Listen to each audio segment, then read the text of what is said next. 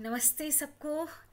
स्वागत है आपका हमारे YouTube चैनल पे। मैं हूँ प्रियंका, पढ़ाती हूँ आपको बायोलॉजी। तो हमने दो चैप्टर्स हम एक साथ कर रहे हैं, the living world and the cell. तो मैं यही सजेस्ट करूँगी बेटा कि दोनों चैप्टर्स को जो है आप एक साथ देखो, ठीक है। ज़्यादा लंबा लेक्चर नहीं होता है, छोटा ही लेक्चर होता है। तो दोनों जो जब भी लेक्चर आते हैं दोनों को एक साथ देखो। हम सेल के बारे में अभी बात करेंगे। सेल का हमने थोड़ा यूकैरियोटिक प्रोकैरियोटिक का थोड़ा पढ़ा था, हमने प्लांट और एनिमल सेल को थोड़ा ज़्यादा अच्छे से किया था। आज मैं सिर्फ और सिर्फ बात करूंगी बेसिक्स ऑफ प्रोकैरियोटिक सेल। मतलब इसके बाद मैं प्रोकैरियोटिक सेल आगे कंटिन्यू करने वाली हूँ। देखिए, हर एक बात को आपको बार बार बताया जा रहा है ताकि आपको कोई कंफ्यूजन ना हो। ऐसा नहीं सोचना कि अरे हमने ये सेल तो पहले देख लिया अब नहीं देखेंगे, ऐसा नहीं करना है। अच्छे से पूरा लेक्चर देखना है और कोई प्रॉब्लम अगर आती है तो फिर वो कमेंट बॉक्स में बतानी है, ठीक है। अब इसके बाद किसी को भी प्रोकैरियोटिक सेल में कोई भी कंफ्यूजन बिल्कुल भी नहीं होना चाहिए, ठीक है। तो हमने क्या पढ़ा था, हमने सेल थ्योरी के बारे में भी पढ़ा था। सेल थ्योरी शिल्डन एंड शोर ने दी थी। शिल्डन एंड शोर ने क्या कहा था कि सारे के सारे ऑर्गेनिज्म जो है वो किससे बने हुए हैं, सेल से बने हुए हैं, ठीक। लेकिन वो क्या नहीं बता पाए, वो ये नहीं बता पाए थे कि ये जो सेल्स हैं ये कहाँ से आती हैं। तो इस बात को किसने बताया था, इस बात को किसने बताया था, जल्दी से बताएंगे। रुडोल्फ वर्च्यू ने 1855 में, जिन्होंने कहा था कि सेल जो है पहले से मौजूद सेल से ही आती है।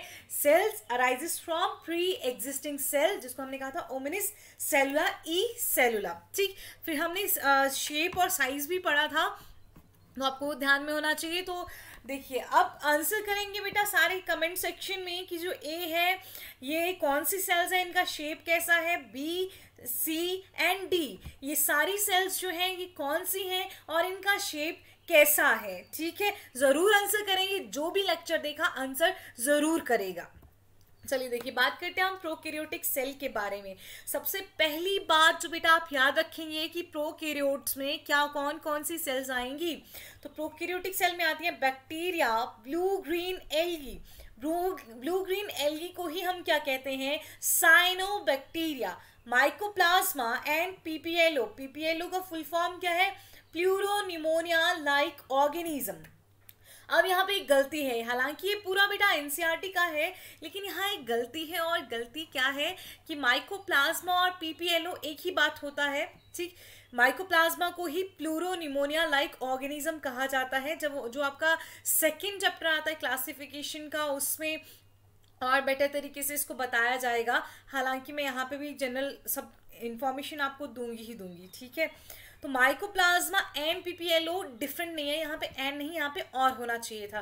तो आपको याद हो गया प्रोकैरियोटिक सेल कौन सी है, बैक्टीरिया, साइनोबैक्टीरिया। साइनोबैक्टीरिया को ही क्या कहा जाता है, blue grain algae. And mycoplasma, और माइकोप्लाज्मा का ही दूसरा नाम क्या है, पीपीएलओ। समझ गए ना, किसी को कंफ्यूजन नहीं रहना चाहिए बेटा। अब प्रोकैरियोटिक सेल बड़ी होती है या यूकैरियोटिक सेल बड़ी होती है। आपने पिछले लेक्चर में साइज पढ़ा था, अगर आप पिछला लेक्चर देख के नहीं आए हैं तो आप पहले पिछला लेक्चर देखिए, ठीक है। तो प्रोकैरियोटिक सेल कैसी होती है, छोटी छोटी होती हैं। They are generally smaller and multiply more rapidly than the eukaryotic cell. तो प्रोकैरियोटिक सेल जो हैं वो छोटी होती हैं और वो ज़्यादा जल्दी मल्टीप्लाई करती हैं as compare to eukaryotic cell. और उनका साइज जो है बहुत वेरी करता है, प्रोकैरियोटिक सेल का साइज बहुत वेरी करता है। यहाँ पे हम बैक्टीरिया की ही शेप्स के बारे में बात करेंगे। तो बैक्टीरिया की 4 बेसिक शेप्स होती हैं। The 4 basic shapes of bacteria are bacillus, मतलब रॉड लाइक। ध्यान रखेंगे, बेसिलस क्या हुआ, रॉड लाइक। कोकस स्फेरिकल, मतलब गोल। Vibrio comma shaped, spirillum, spiral जैसे होता है रिबॉन होता है ना, स्पाइरल वैसा। देखिए ये आप देख सकते हैं, ये एनसीईआरटी का ही डायग्राम है। हालांकि इसको 8 चैप्टर में नहीं दिया गया है, ये स्टार्टिंग के चैप्टर्स में है। सेकंड चैप्टर में ये डायग्राम आपको मिलेगा। तो ये एनसीईआरटी का ही डायग्राम है। इसका आप चाहें तो जब भी मैं बोलूँगी एनसीईआरटी का डायग्राम है, अगर आपके पास बुक्स नहीं है आप स्क्रीनशॉट ले लीजिए, क्योंकि बाद में मैं क्वेश्चन पूछती हूँ, ठीक है। देखिए कोकाई, कोकस शेप कैसा बोला था, स्फेरिकल दिख रहा है ना। बेसिलाई रॉड शेप्ड, ठीक, इसमें स्पोर भी है, ठीक है। मतलब ये कई बार पैथोजेनिक मतलब बीमारी भी काउज करता है। स्पाइरिला, देखिए स्पाइरिला मतलब स्पाइरल के जैसा, ये इन पे फ्लैजेला लगे हुए हैं। फ्लैजेलेशन के बारे में भी मैं आपको बताऊंगी। विब्रियो कॉमा शेप्ड, तो ध्यान रखिएगा विब्रियो, विब्रियो जैसे विब्रियो कोलेरई पढ़ते हैं ना आप, ठीक है, स्ट्रेप्टोकोकस, निमैटोकोकस, इस तरह से जो है वो नाम आते हैं कोकस के। देखिए आगे अच्छे से है। अब देखिए मोनोकोकस मतलब एक एक सिंगल स्फेयर जब होगा, ठीक, उनको हम क्या बोलेंगे, मोनोकोकस। जब दो जुड़ जाएंगे एक साथ तो हम क्या बोलेंगे, डिप्लोकोकस। ध्यान दिया आपने, जब दो स्फीयर जुड़े एक साथ तो हमने क्या बोला, डिप्लोकोकस। जब चार जुड़ गए तो क्या बोल दिया, टेट्राकोकस। समझ गए। जब ये स्फीयर चेन में, स्ट्रेप्टो का मीनिंग होता है बेटा चेन, जब ये इस तरह से चेन में जुड़ रहे हैं तो हमने बोला स्ट्रेप्टोकोकस। ध्यान रखिएगा डिप्लोकोकस में सिर्फ दो हैं, स्ट्रेप्टोकोकस में बहुत सारे होंगे। फिर ऐसे इस तरह से क्लस्टर बनाते हैं तो स्टेफाइलोकोकस। क्यूब जैसे होते हैं तो क्या हो गया, सार्सिना। ये भी आपको बना लेने हैं, जो भी अच्छे से नोट्स बना रहा है वो ये भी बना लेगा। मोनोकोकस एक एक स्फीयर होगा, डिप्लोकोकस दो स्फीयर जुड़ेंगे एक साथ, टेट्राकोकस में चार जुड़ेंगे। नाम इंडिकेट कर रहा है बेटा इनका, स्ट्रेप्टो में चेन बनेगी, स्टेफाइलो में क्लस्टर्स बनेंगे, और सार्सिना क्या होगा, क्यूब लाइक। उसी तरह से देखिए बेसिलस एक एक रॉड है, डिप्लोबेसिलस मतलब दो रॉड जुड़ रही हैं, पैलिसेड मतलब जैसे इस तरह से बनेगा ना, स्टैक में बनेगा तो क्या बोल दिया हमने, पैलिसेड बेसिलस। और जब ये भी चेन में जुड़ रहा है तो क्या बोल दिया, स्ट्रेप्टोबेसिलस। अब ये देखिए स्पाइरलम, देखिए स्पाइरलम बनाया गया है यहाँ पे, ठीक। विब्रियो कॉमा शेप्ड हो गया। माइसीलियल, माइसीलियल क्यों, क्योंकि ये थोड़ा फंगस की तरह होता है, फंगस के माइसीलियम की तरह होता है, इसीलिए क्या बोल दिया माइसीलियल। और आप इसको एक्टिनोमाइसिटिस भी बोल सकते हैं, कि इसमें क्या होता है आपके पास, फ्रैगमेंट होंगे, फिलामेंट्स होंगे, ठीक। स्टॉक देखिए किस तरह से स्टॉक है, दिख रहा है ना, तो ये स्टॉक्ड हो जाएगा, बर्डेड, बर्ड बनी हुई है इस तरह से। तो ये आपको बना लेने हैं, ठीक, ताकि नाम पूछा जाए तो आपको पता हो। हालांकि ये जो आपने यहाँ पे देखे ये ज़्यादा इम्पॉर्टेंट है, उसके साथ ही आपको ये मोनोकोकस, डिप्लोकोकस, टेट्राकोकस, ये स्ट्रेप्टोकोकस, ये स्ट्रेप्टोबैसिलस, इसके बारे में भी जानकारी होनी चाहिए। अगर आपको याद नहीं हुए हैं तो आप आराम से इनको याद कर सकते हैं। मतलब अगर मैं बोलूँगी टेट्राकोकस तो आपको ध्यान में सीधा जाना चाहिए कि पहले तो स्फेरिकल के बारे में बात हो रही है और वहाँ पे चार कोकाई होंगे, ठीक है। देखिए ये आ गया आपके पास कंपैरिजन यूकैरियोटिक सेल का अदर ऑर्गेनिजम्स के साथ। ये यूकैरियोटिक सेल यहाँ पे मतलब ऐसी जनरल सा दिया गया है, आप देख सकते हैं ये बाहर सेल मेम्ब्रेन जैसी है, ठीक। फिर ये न्यूक्लियस है, न्यूक्लियस में ये वाला न्यूक्लियस है, ये क्या है आपके पास माइटोकॉन्ड्रिया है, गोल्जी बॉडीज है, एंडोप्लाज्मिक रेटिकुलम है, राइबोसोम्स है। तो ये जनरल सा स्ट्रक्चर दे रखा है, ऐसे आपने पहले भी देखा है। हालांकि एनसीईआरटी में प्लांट और एनिमल का स्ट्रक्चर अलग से फिर से दे रखा है, ठीक है। तो टिपिकल बैक्टीरियल सेल देखिए यहाँ पे, बैक्टीरियल सेल दी हुई है 1 to 2 micron metre. PPLO pleuropneumonia like organism, जिसको माइकोप्लाज्मा भी कहते हैं, उसका साइज दिया गया है 0.1 माइक्रोन मीटर, और वायरसेस का दिया गया है 0.02 to 0.2 माइक्रोन मीटर। तो यहाँ पे आपको कंफ्यूज होने वाली बात क्या है कि इससे जो पीछे दिया था ओवरव्यू ऑफ द सेल में, जो एनसीईआरटी ने साइज दिया है बैक्टीरिया का वो थोड़ा ज़्यादा दिया है, 1 to 2 नहीं दिया है, ज़्यादा दिया हुआ है। माइकोप्लाज्मा का देखिए, माइकोप्लाज्मा का दिया है 0.3 माइक्रोन मीटर, और बैक्टीरिया का दिया है 3 to 5। क्या दिया है टिपिकल बैक्टीरिया का क्या दिया है 3 to 5, और माइकोप्लाज्मा का क्या बोला हुआ है 0.3 माइक्रोन मीटर। तो देखिए जब आपको इन डायग्राम के साथ पूछा जाएगा तो आप डायग्राम पे यही आंसर करेंगे। टिपिकल मतलब वहाँ पे जो उन्होंने 3 to 5 दिया है वो एक एवरेज साइज दे दिया है कि इतना साइज तो चलिए होगा, जितने भी बैक्टीरिया हैं उन सबको मिला के अगर हम एवरेज साइज देखेंगे तो 3 to 5 आएगा। लेकिन टिपिकली जो बैक्टीरिया होता है वो कितना छोटा हो सकता है, 1 to 2 माइक्रोन मीटर हो सकता है। पीपीएलओ कितना हो सकता है 0.1 माइक्रोन। ये स्मॉलेस्ट साइज देने की कोशिश की गई है कि इतना जो है वो साइज हो सकता है, वायरसेस का इतना हो सकता है। देखिए typical eukaryotic cell 10 to 20 micron metre. तो ये आप साइज के साथ इनको याद कर लेंगे और कंफ्यूज नहीं होंगे। अगर आपसे पूछा है बैक्टीरिया का साइज क्या है तो आपको वहाँ पे 0.3 माइक्रोन मीटर है आंसर में, आप वही टिक कीजिए। अगर वहाँ पे टिपिकल बैक्टीरिया लिखा है तो आप 1 to 2 माइक्रोन मीटर कीजिए। अगर आपके पास डायग्रामेटिक दिया है तो आप यही आंसर लिखेंगे। आपसे पूछा जाएगा स्मॉलेस्ट जो ऑर्गेनिज्म है उसका साइज क्या होगा, तो आप 0.1 माइक्रोन मीटर लिखेंगे, क्योंकि माइकोप्लाज्मा को सबसे स्मॉलेस्ट लिविंग ऑर्गेनिज्म कहा जाता है, और माइकोप्लाज्मा का जो सबसे स्मॉलेस्ट साइज दे रखा है वो है 0.1 माइक्रोन मीटर। फिर भी अगर कंफ्यूजन है तो आप पूछ सकते हैं, समझ गए ना आप। तो देखिए यहाँ पे ये सब बैक्टीरिया में आपने कंपैरिजन किया था पहले भी, यहाँ तो हालांकि बैक्टीरिया में पूरी तरह से साफ साफ नहीं दिखाया गया है। मैंने आपको एक तरफ यूकैरियोटिक सेल एक तरफ प्रोकैरियोटिक सेल जो स्पेशल लेक्चर हुआ है सेल पे उस पर बता दी थी। देखिए फिर organisation of the prokaryotic cell is fundamentally similar even though prokaryotes exhibit a wide variety of shapes and functions. देखिए जो प्रोकैरियोट जितनी, चाहे आपने माइकोप्लाज्मा पढ़ा, पीपीएलओ मतलब जिसको हम बोल रहे हैं, साइनोबैक्टीरिया या बैक्टीरिया, ठीक, उनका जो बहुत अलग अलग तरह की सेल्स हो गई है, बहुत सेम नहीं है, लेकिन इनका जो जनरल ऑर्गेनाइजेशन होगा वो ऑलमोस्ट सिमिलर होगा। ठीक, ऑर्गेनाइजेशन कैसा होगा प्रोकैरियोटिक सेल का, फंडामेंटली जो है वो सिमिलर होगा, हालांकि उनमें बहुत ज़्यादा वैरायटी देखने को मिलेगी उनके शेप्स में, और उनका फंक्शन भी कैसा होगा, डिफरेंट होगा।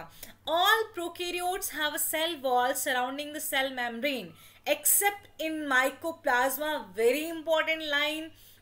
देखिए मैंने आपको पहले भी क्वेश्चन दिया था कि सबसे छोटी सेल क्या है, तो माइकोप्लाज्मा है। अगर ये भी पूछेंगे सबसे छोटी सेल विदाउट सेल वॉल क्या है, माइकोप्लाज्मा है। सबसे छोटी सेल विद सेल वॉल क्या है, तो वो बैक्टीरिया आ जाती है। तो ऑल जितने भी प्रोकैरियोट्स हैं सबके पास सेल वॉल है। ये एक एक cell wall, cell membrane, cytoplasm, उसके न्यूक्लियोइड के बारे में, हर चीज के बारे में हम अलग अलग से डिटेल भी पढ़ेंगे। आपको हर बात जो है वो क्लियर होनी चाहिए। ठीक, जितने भी प्रोकैरियोट्स हैं उनके पास क्या होती है, सेल वॉल। किसके पास नहीं है, माइकोप्लाज्मा के पास नहीं है। और सेल के अंदर जो फ्लूइड होगा उसको हम क्या बोलेंगे, cytoplasm. The fluid matrix filling the cell is the cytoplasm. देखिए there is no well defined nucleus. जो स्पेशल लेक्चर देख के आया है he or she should know कि there is no well defined nucleus, मतलब डीएनए है लेकिन उसके बाहर कोई न्यूक्लियर मेम्ब्रेन नहीं है, तो एग्जैक्टली न्यूक्लियस नहीं फॉर्म हुआ है। न्यूक्लियस हम तब बोलते हैं जब न्यूक्लियर मेम्ब्रेन भी हो और उसके पास अपना क्या होता है, न्यूक्लियोप्लाज्म होता है। तो इस तरह से जो वेल डिफाइंड न्यूक्लियस है वो प्रोकैरियोट में नहीं पाया जाता है। तो जब मेम्ब्रेन नहीं है तो जेनेटिक मटेरियल को क्या बोल देंगे हम, naked. The genetic material is basically naked, not enveloped by a nuclear membrane. आप समझे हैं कि नहीं समझे हैं? ठीक, अब क्या होता है बैक्टीरिया में, एक जीनोमिक डीएनए मतलब जो जीन कैरी करेगा, उसके साथ साथ कुछ और छोटे छोटे सर्कुलर डीएनए भी होते हैं। याद रखिएगा बैक्टीरिया का जो डीएनए है वो सर्कुलर होता है, बैक्टीरिया का डीएनए सर्कुलर होता है। और जो एनिमल डीएनए है या यूकैरियोटिक सेल में डीएनए है वो कैसा होता है, जनरली लीनियर होता है। खासतौर पे हम में एनिमल्स में कैसा होता है, डीएनए लीनियर होता है। तो in addition to the genomic DNA the single chromosome, हम बोलते हैं ना कि जो न्यूक्लियोइड है, बैक्टीरियल डीएनए को हमने क्या नाम दिया था, न्यूक्लियोइड, और उसको किसके बराबर माना गया है, सिंगल क्रोमोसोम के बराबर। कैसा होता है वो, सर्कुलर डीएनए होता है। उसके अलावा है many bacteria have small circular DNA outside the genomic DNA.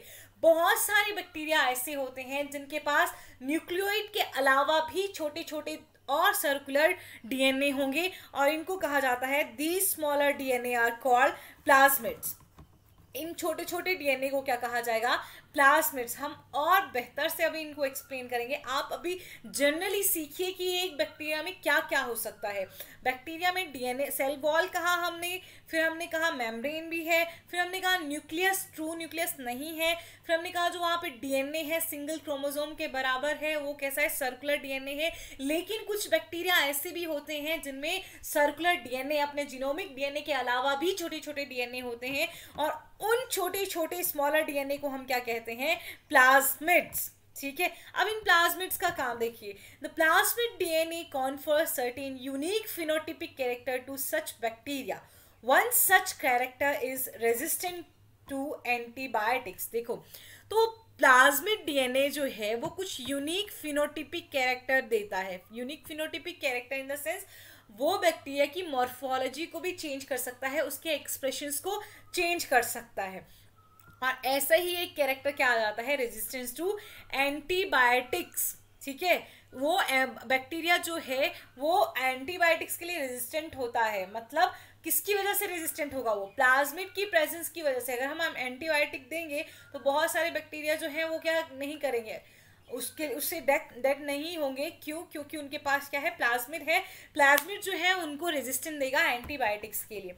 In higher classes, you will learn that this plasmid DNA is used to monitor bacterial transformation with foreign DNA. मेरी बात सुनिए, देखिए आप 12th में पढ़ेंगे रिकॉम्बिनेंट डीएनए टेक्नोलॉजी।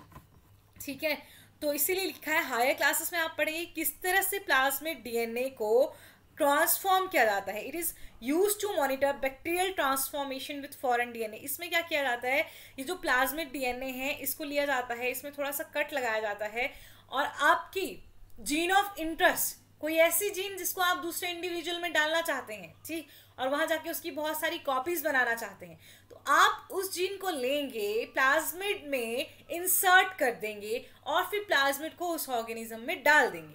अब क्या होगा, ऑर्गेनिज्म में मतलब मेनली बैक्टीरिया में डाल देंगे, अब क्या होगा, बहुत सारी क्या बन जाएंगी, कॉपीज बन जाएंगी, उस एक जिन की बन जाएंगी क्या, बहुत सारी copies.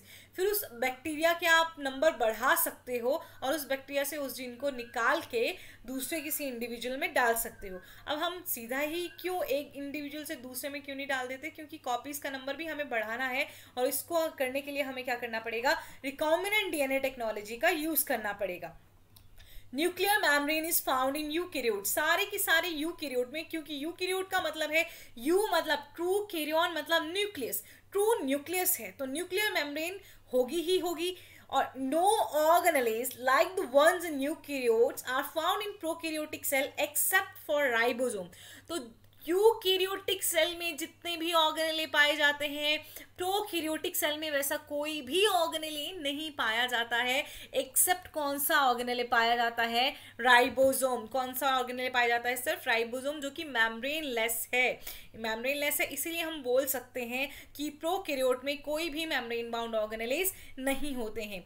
Prokaryotes have something unique in the form of inclusion. जब लास्ट टाइम भी मैंने आपको दिखाया था प्रोकैरियोटिक सेल, तो मैंने कहा था इंक्लूजन बॉडीज। इंक्लूजन बॉडीज मतलब वो कुछ चीज़ें स्टोर करने के लिए बॉडीज होती हैं जो प्लाज्मा मेम्ब्रेन से ही पिंच ऑफ होके बनती हैं, बेसिकली की फॉर्म में होती हैं, मतलब गोल गोल ऐसे गोले गोले आपको दिखेंगे जिनमें कुछ स्टोर रहेगा। तो प्रोकैरियोट के पास क्या होती है, यूनिक इंक्लूजन बॉडीज, ठीक है।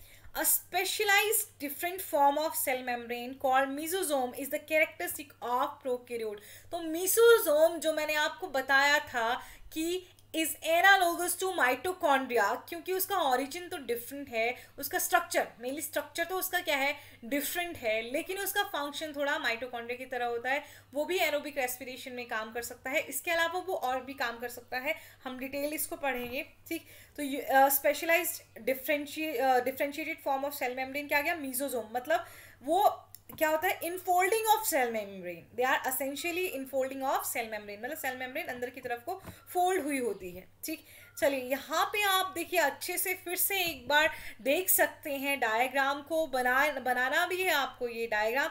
देखिए हमने कहा सेल वॉल होती है, तो बाहर क्या हो गया, सेल वॉल। सेल वॉल की बाहर क्या होता है, ग्लाइकोकैलिक्स, ग्लाइकोकैलिक्स म्यूसिलेज जिसको लिखा गया है, म्यूसिलेज की क्या है, ग्लाइकोकैलिक्स है, तो जो जनरली प्रोकैरियोटिक सेल में ज़्यादा होता है। फिर सेल वॉल है, उसके बाद क्या है, प्लाज्मा मेम्ब्रेन और सेल मेम्ब्रेन। तो ये पूरा का पूरा अंदर क्या है, साइटोप्लाज्म हो गया। देखिए ये लिपिड ग्लोब्यूल्स, ये ग्लाइकोजन, यही क्या आ गया आपके पास, इंक्लूजन बॉडीज, ठीक। ये देखिए न्यूक्लियोइड जिसपे कोई न्यूक्लियर मेम्ब्रेन नहीं है, सर्कुलर डीएनए होता है। यहाँ पे प्लाज्मिड को कहीं भी नहीं मार्क किया गया है, लेकिन प्लाज्मिड भी, क्योंकि कुछ बैक्टीरिया में प्लाज्मिड होता है, कुछ एक में प्लाज्मिड नहीं होता है। देखिए सेक्स पाइलस है यहाँ पे, जो दो बैक्टीरिया को जोड़ने का काम करता है और उससे जेनेटिक मटेरियल जो है एक से दूसरे में ट्रांसफर हो सकता है। फ्लैजेला आप यहाँ पे देख सकते हैं, देखिए ये क्या है, फ्लैजेला है, ठीक है। न्यूक्लियर बॉडी दिखाई दे रहा है ना आपको ये पूरा, तो ये अच्छे से आप ड्रॉ कर लेंगे। तो इसके साथ ही हम अपना लेक्चर ख़त्म करेंगे। आपको मैंने बहुत ही, क्योंकि आपको लिविंग वर्ल्ड वाला लेक्चर शायद आज ही जो है आपको दिखेगा, या शायद इससे पहले आपने देख भी लिया होगा मे बी, तो उसको भी बहुत अच्छे से करिएगा। ये लेक्चर मैंने प्रिसाइज रखा है, इसमें प्रिसाइज इन्फॉर्मेशन दिया है, एक एक पॉइंट को आपको बहुत अच्छे से करना है। उसके साथ ही बेटा सारे के सारे, और जो हमारे ऑफिशियल ग्रुप में, व्हाट्सएप ग्रुप में भी हैं बच्चे, वो प्लीज़ ये क्वेश्चंस करके मुझे व्हाट्सएप कर देंगे, ठीक है। Draw well label diagram of prokaryotic cell, which prokaryote does not have any cell wall, what are plasmids। तो प्लाज्मिड्स आपने पढ़ लिए कि डीएनए के अलावा भी कुछ छोटे छोटे स्मॉलर स्ट्रक्चर होते हैं, सर्कुलर डीएनए के अलावा भी कुछ छोटे छोटे स्ट्रक्चर होते हैं बैक्टीरियल सेल में, जो कि उसकी फिनोटिपिक एक्सप्रेशन को, मतलब उसकी मॉर्फोलॉजी को, उसके एक्सप्रेशंस को चेंज कर देते हैं और उसको रेजिस्टेंस भी प्रोवाइड कर सकते हैं, किसको, बैक्टीरिया को। आपको पीपीएलओ को एक्सपेंड करना है कितने टाइप की प्रोकैरियोटिक सेल्स आपने पढ़ी, और जो 4 तरह के बैक्टीरिया की शेप्स आपको बताई है वो भी आपको बनानी है। तो ये क्वेश्चंस बेटा सारे के सारे करेंगे। चलिए, थैंक यू।